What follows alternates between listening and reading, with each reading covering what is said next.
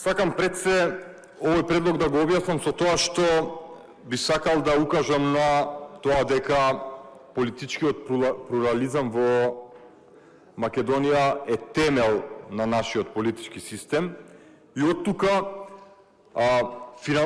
финансиската, односно буџетската поддршка за политичките партии не е предвидена само за да обезбеди фер конкуренција, фер политичка конкуренција помеѓу политичките актери. Таа е предвидена исто така и за да го неутрализира влијанието на приватниот капитал кој што во синергија со политичките партии во последните неколку години во Македонија буквално владее. Од тука прашањето не е дали треба да се финансираат од државен буџет и да имаат буџетска поддршка политичките партии во Република Македонија, туку прашањето е на кој начин и според кои критериуми тие добиваат релевантност за да бидат финансирани. Актуелниот закон за финансирање на политичките партии предвидува една можност за финансирање на политичките партии според освоени гласови на локално ниво. Односно, ако одредена политичка партија освои само 1% од гласовите на во една локална заедница, таа добива државно финансирање од огромни суми на средства, што е во голема диспропорција со нејзината реална поддршка кај граѓаните. И сето ова, значи во пракса се претвара во механизам каде се злоупотребува и финансирањето на политички партии станува без реална, значи се финансираат политички партии кои што реално немаат никаква поддршка, а немаат ни никаков општествен импакт.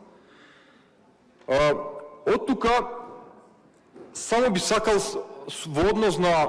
последните локални избори 2021 да ви предочам на неколку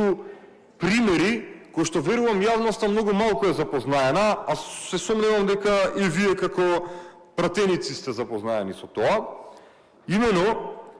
имаме политички партии кои што со 93 гласа, например во општина Берово на последните локални избори, обезбедиле финансирање од 60.000 евра на годишно ниво за наредните 4 години. Имаме уште поабсурдна ситуација.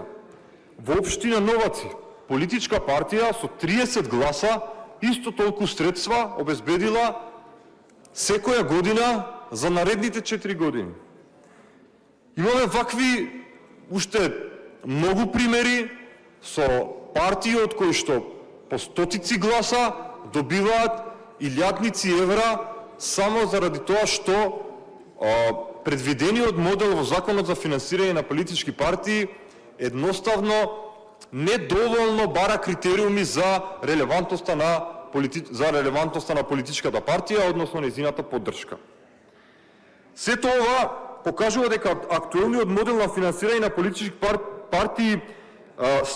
ствара диспропорција помеѓу изборната поддршка од една страна и буџетското финансирање. Од друга страна, ваквиот модел на финансирање исто така е и политички нерелевантен, затоа што ги исклучува оние кои што партиски не се организирани. Например, граѓанските листи, додека они немаат право на државно финансирање, а за учество потребно им е потписи дури од 1% од регистрираните гласачи во одредена локална заедница, што во многу примери е многу поголем број на потписи од она што ваквите маргинални и пајтон партии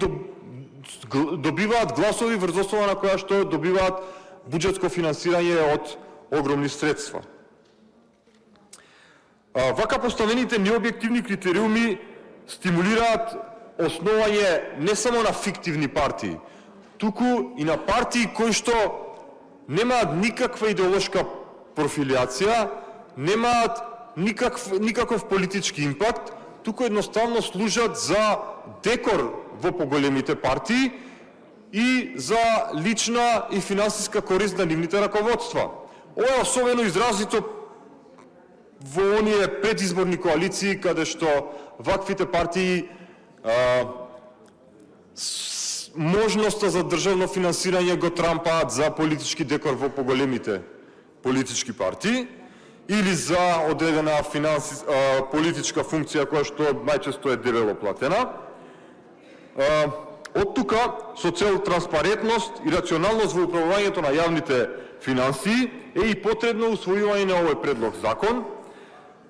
Сакам да нагласам дека предлогот не само што нема да предизвика дополнителни трошоци, напротив, со усвојување на овие предлог измени на Законот за финансирање на политички партии, ќе се рационализираат јавните средства потрошени во поддршка на политичките партии, затоа што истите ќе се намалат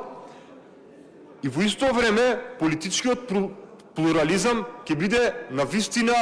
малку пофер представен и ќе се обесхрабрат формирање на политички партии само заради лична и лукративна корист на нивните раководства. Решенијата предвидени во овој предлог закон ќе овозможат јавните ресурси да се насочат таму каде што постои навистина јавен интерес и навистина јавна демократска поддршка на политичката идеологија која што одредени политички партии ја промовираат, а не врз основа на некаква формалност или овој минимален праг кој што е предвиден во сегашниот актуелен закон за финансирање на политичките партии. Благодарам.